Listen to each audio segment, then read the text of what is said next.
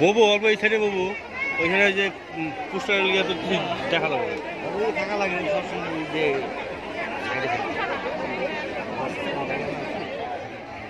सासे organising secretary मार्गाना गभर्नमेन्टनि नेसनारि Basumatary बिथांखौबो गावनि सिनायथिखौ होनो थाखाय गुरै खावलायबाय।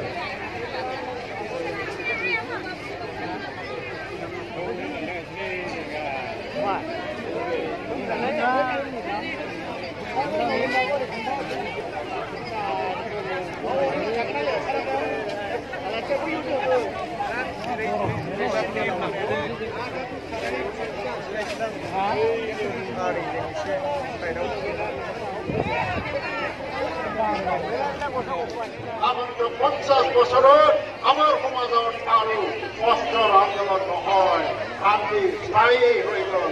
এই স্থায়ী শান্তিটো আনিবৰ কাৰণে আজি আমাৰ ৰাজনৈতিক পৰিৱৰ্তনৰ প্ৰয়োজন। আজি কাৰ নাম লৈ ভয় খুৱাব এনডিএফটিৰ নাম লৈ ভয় খুৱাব নোৱাৰে আৰু এতিয়া উগ্ৰপন্থী সংগঠন নাই। এতিয়া সেইকাৰণে আপোনালোকৰ মাটিৰ পৰা খেদিব, আপোনালোকে খোৱাই যাব লাগিব। এই ধৰণৰ অপপ্ৰচাৰ চলাই জনগণৰ ৰাজ্যৰ মাজত আতংকৰ সৃষ্টি কৰি ভোট আদায় কৰা তেওঁলোকৰ তেতিয়া এটা অপচেষ্টা তেওঁলোকে কৰিছে। এই অপচেষ্টা সফল নহ'ব ৰাইজসকল, হয়নে নহয়? সকলো ৰাইজসকল ভয় খাব নেকি? ভয় খাব নালাগে। বিটিআৰৰ এনেকুৱা দৰকাৰ নাই। বিটিআৰ গভৰ্ণমেণ্টে ভৱিষ্যতেও যুগে যুগে আপোনালোকে ইয়াত থাকিব। আপোনালোকক খেদি পঠিওৱা উচ্ছেদ কৰাৰ ক্ষমতা বিটিআৰক দিয়া হোৱা নাই, নাই উচ্ছেদ কৰিব নোৱাৰে। বন অঞ্চলত কোনোবা যদি বেদখল কৰে এইটো ভাৰত চৰকাৰে চাব, ইণ্ডিয়া চৰকাৰে চাব নোৱাৰে। কাশ্মীৰ অঞ্চলে কোনোবা বেদখল কৰিছে এইটো অসম চৰকাৰে চাব।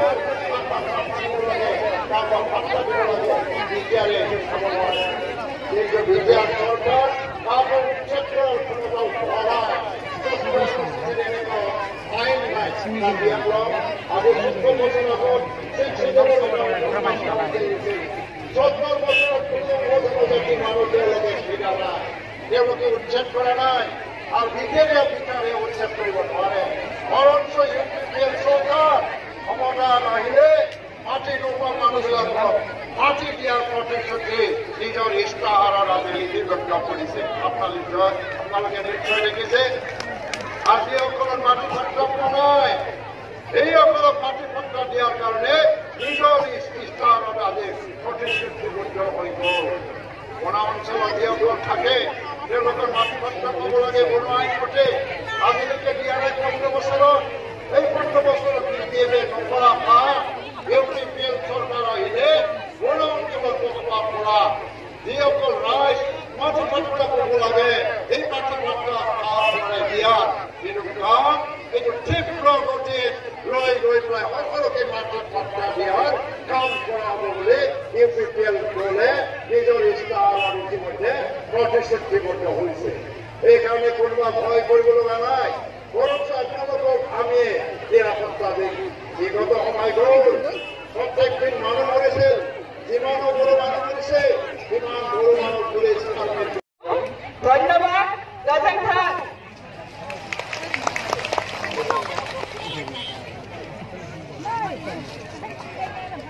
বহুত বহুত ধন্যবাদ বৰ্ষিতা বাইদেউ ডাঙৰি আনিলে, তেখেতে ধুনীয়াকৈ সহজ সৰল ভাষাত ৰাইজে বুজিব পৰাকৈ তেখেতে বক্তব্য দাঙি ধৰিলে, তেখেতক ধন্যবাদ জনাইছোঁ। এইবাৰ আমি ভাষণ প্ৰদান কৰিবৰ কাৰণে অনুৰোধ জনাব বিচাৰিছোঁ আমাৰ এজন শক্তিশালী নেতা আদিবাসী সম্প্ৰদায়ৰ পৰা ডাঙৰীয়া আমাৰ মনৰে এজন ছেক্ৰেটাৰী দানিয়াত দিগম্বী লামিগান উইলচন হাজদা জনে ইউপিপিএল ছেক্ৰেটাৰী।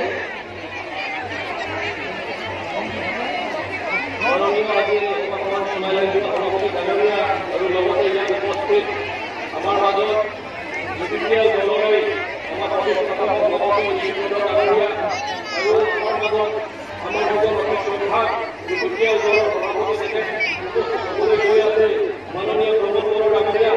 লগতে ইয়াত উপস্থিত আমাৰ চিৰাং জিলাত যিকেইটা সমষ্টি আছে সকলো সমষ্টিৰে আমাৰ প্ৰাৰ্থী প্ৰকাশ হৈ গ'ল আৰু লগতে ইয়াত উপস্থিত ইউপিপিএল দলৰে কেন্দ্ৰীয় সমিতি, আমাৰ জিলা সমিতি, ব্লক কমিটি, প্ৰাইমাৰী কমিটি আৰু বুথ কমিটি সকলো নেতৃবৰ্গসকল আৰু আজি ইয়াত উপস্থিত ৰাইজ সকলোকে মোৰ ফালৰ পৰা খুলুমবাই, জোহাৰ, নমস্কাৰ, আসসালামু আলাইকুম।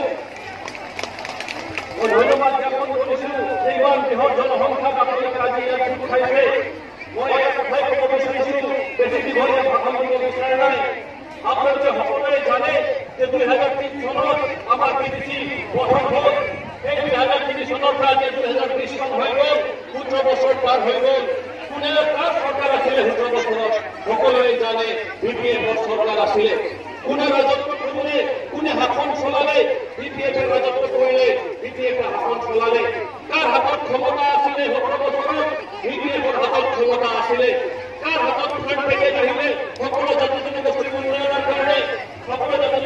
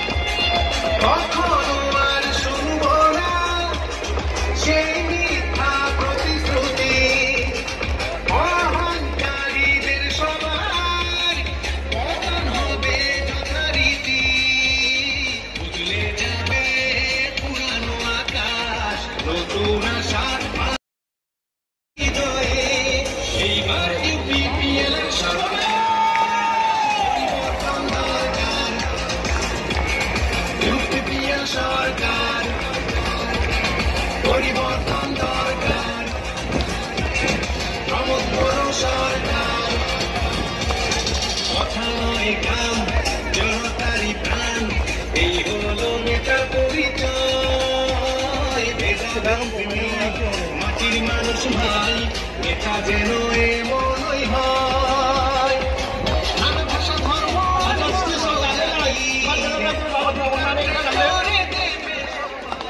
সেসব কারণে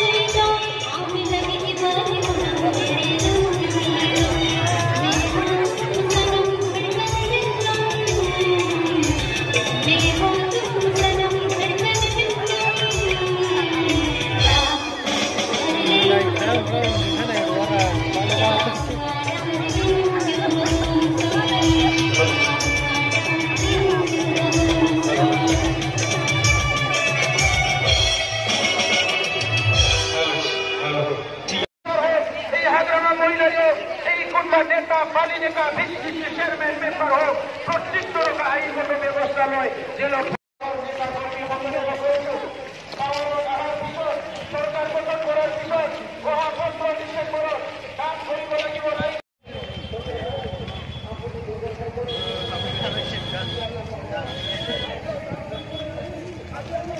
मा जाखो बेयावलाय